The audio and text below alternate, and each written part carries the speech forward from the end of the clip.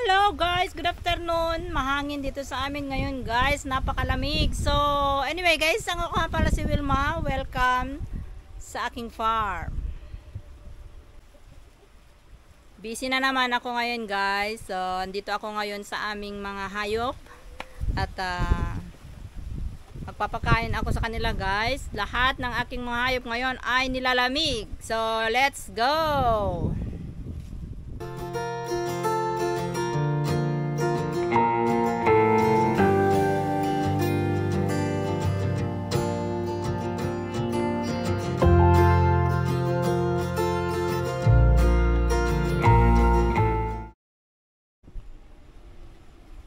Daming bunga ng papaya yan, oh.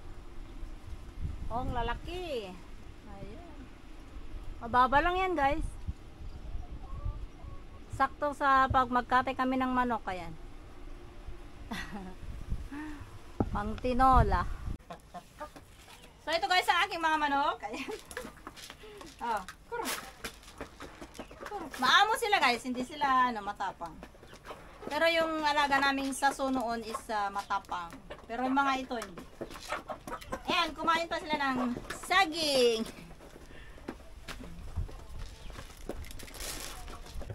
Ito rin guys ang aking mga native. At may dalawa akong dito. Ayan, naglilimlim. Ayan. Naglilimlim yung mga yan guys. Alam nyo yung itlog niya na nililimlim niyan ay yung itlog ng light sosek namin. Nilagay ko dyan kasi kukonti, so nilagay ko na lang dyan. Damay-damay na sa paglimlim nila. Ito may mga nyug din kami dito guys, tinatanim namin. Tinatanim ng kuya ko, marami nang naitanim, mga 50 plus na yung naitanim. So marami pa dito, mga 2, 4, 6, 8, 10 pieces pa ito guys. Ito yung tinatanim namin dun sa baba, dun sa yan sa boundary ng aming lupa. Ito guys yung mga yung dwarf na nyug. Mababa lang ito guys, namumunga na.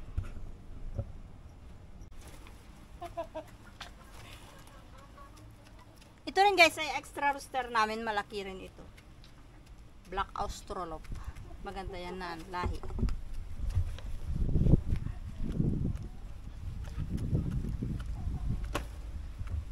At ito rin yung rooster ko na isa, yung red. Yung asawa ng mga brown decal namin kasi kinatay na namin guys yung mga hen. Dami naming rooster ngayon, may 5 na extra. Binibenta ko yung mga iba guys, baka may gustong bibili. Yung tatlo dito guys is bata pa yan.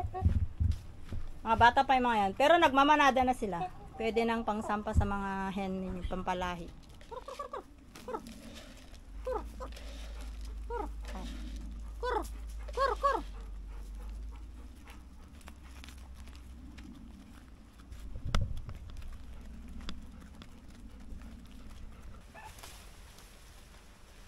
Ito guys maganda sa manok.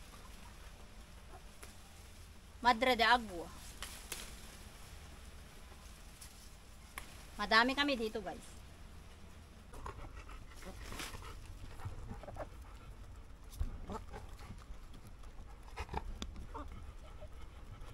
Dito rin ang aking mga cobra. Ayan. Alam nito mga cobra guys, maano sila. Hindi sila friendly. Matapang sila. Yan, may dalawang hen yan. Dalawang hen saka dalawang rooster. Pero pag mangitlog na yan, pag ready na sila magsampa guys, tanggalin ko yung isa na rooster pala para hindi sila masyadong yung mga babae. Kasi 1:4 sana ang asawa ng isa dyan. So kulong pa ako ng babae. So gagawin kong 3 yan guys. Yung isang rooster at saka 2 hen. Yung isa kakatayin ko or ibebenta ko.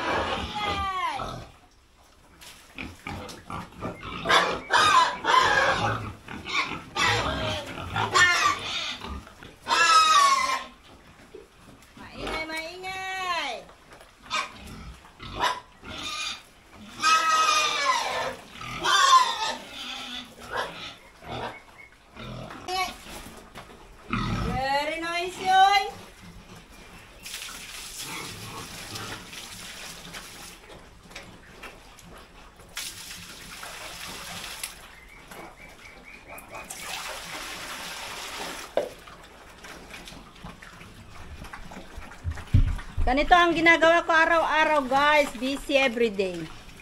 This is my everyday work. Ito pang dispose na ito, guys. Kaso hinihintay ko lang ang magandang presyo. At saka and also this, they are already pang dispose na ito, guys. Mga pang 70 to 80 kilos na ito. Kaso hintayin ko muna yung mga bata pa naman ng mga ito, guys. Wala pang 5 months ito mula nung pinanganak. 4 months and a half pa lang sila. So tamang-tama, guys, sa March or February.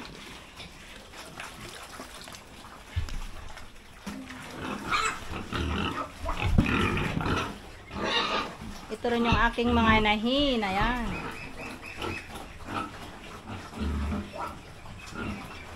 Mabait ito. Saka yung isa, meron din isa doon. Ayun. Pero parang nagbobo na naman yata.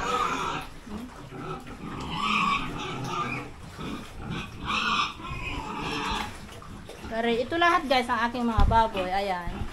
Dalawa dyan. At saka 8. 8 silang lahat.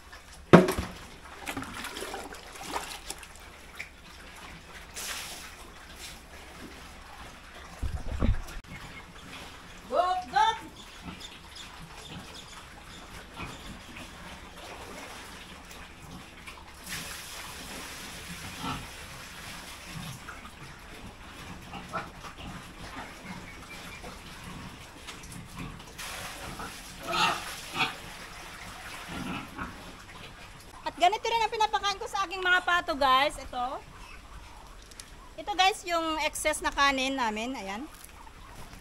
Nilalagay ko sa kanilang pagkain.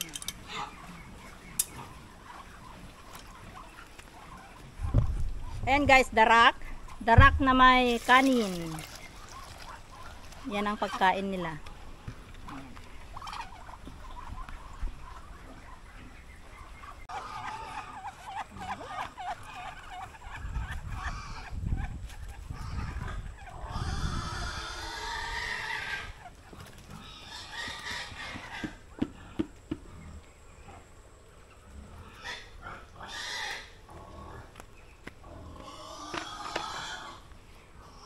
Dito nakakulong, ayan. Ito yung mga sisiyo namin nito, pero ilalabas ko ito pag na sila. Malalaki na sila. Kaso malamig pa, kaya lalagay ko muna sila dito. Dito ko muna sila papakainin. So, hanggang dyan na lang muli, guys. Yan ang trabaho ko araw-araw dito sa aming farm. So, maraming salamat sa lahat ng mga sumusuporta. Thank you very much, guys. Have a nice day.